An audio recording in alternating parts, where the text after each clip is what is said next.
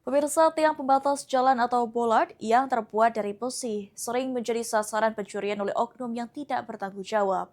Oleh karenanya, pemerintah Provinsi Sumatera Selatan berencana mengganti tiang pembatas jalan menggunakan bollard beton.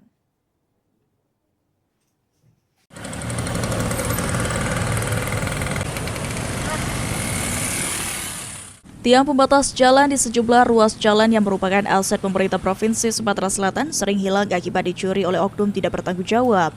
Kondisi ini menjadi perhatian serius pemerintah Provinsi Sumatera Selatan. Oleh karenanya, pemerintah Provinsi Sumatera Selatan berencana akan bollard jalan yang sebelumnya berbahan besi dengan bollard berbahan beton agar tidak dicuri.